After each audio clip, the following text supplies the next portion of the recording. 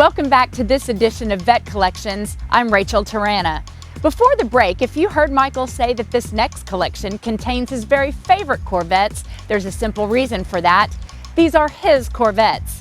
And on a sunny day like this, it's likely that a distant, ground-shaking roar means that Michael has pulled his 67 big block out of the collection and is taking it for a spin. The 67's 435 horses make plenty of noise, especially through those factory-installed side pipes. But when it's parked in its slot in the collection, it's as quiet as a mouse. Let's take a look inside.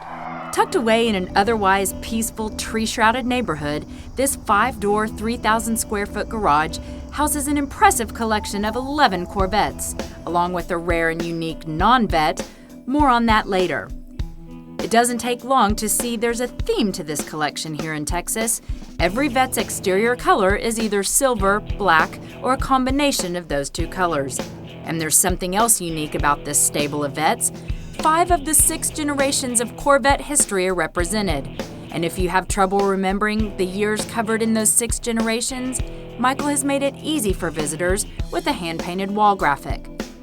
All 5 years of the C2 mid-year cars are here, and most of them have muscle. One's a 340 horse, 2 are fuel-injected, and 2 are 427 big blocks. And in case you're doing the math, that's almost 2,000 horsepower spread over only 5 cars. Michael began the collection in the mid-1980s with the purchase of his first Corvette, a 63 split-window coupe. A 10th anniversary Corvette and the cornerstone of a future collection, Michael says it's still his sentimental favorite. He found it in a want ad, dropped none too subtle hints to his wife Sandra, and she bought it for him for his 40th birthday. And then told him to get over his middle-aged crazies, which begs the question, did he? No. Where's the fun in that? I didn't think so, because now that original 63 split-window coupe has lots of company in Michael's garage, 10 more Corvettes. The collection highlights other unique features of Corvette lineage through the years, and each car tells a story. The 57 Fuelie, for example, marked the first year buyers could get 1 horse per cubic inch in the 283 V8, and it was also the first year a 4-speed was an available option. This beautifully restored car has both. And in 1954, the second year of Corvette, most all were still white in exterior color.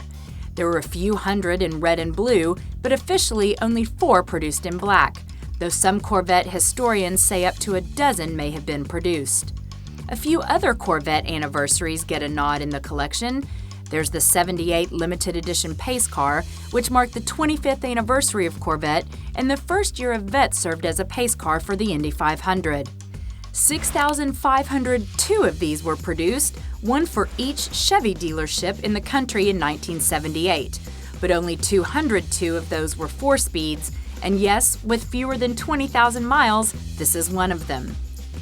Rounding out the more recent history of Corvette is an 03 Z06, the 50th anniversary year for Corvette, and an 06 Z06, sporting a rip-roaring 6-speed and 505 horsepower. And have you ever seen a 2-wheeled Corvette? Well, check out this pair. And if Michael ever gets banished to the garage for even hinting to his wife Sandra that he'd like to add another Vette to the collection, he'll at least be comfortable. The entertainment section is housed around a custom set of metal cabinets and includes a high-def flat-screen TV, an internet connection at a new computer, a refrigerator freezer, a Corvette safe to house all the original titles and paperwork, and oh yeah, a frozen margarita machine. Call spending time out here splendid isolation. Then there's a fairly extensive set of neon and both vintage and reproduction petroleum-related signs, including a bit of ancient history of gasoline prices. 29.9 cents is the average price per gallon he says he remembers during his high school days in southeast Oklahoma. As we stare at wildly fluctuating gasoline prices today, those apparently were the good old days for sure. And back to the non-Vette. It's a rare 57 Chevy Bel Air Fuel-Injected convertible in showroom condition, and very decidedly not black or silver. One of only 68 convertible Fuelis produced by Chevy in 1957, Michael says it's a throwback to the first 57 he owned as a teenager in the early 60s. His dad co-signed the note for him to buy it, all of $600. But make no mistake, Michael says this garage and collection is all about his love for Corvettes. By the way, if you want to see more of Michael's collection, it has its own website. Check out hookedonvettes.com.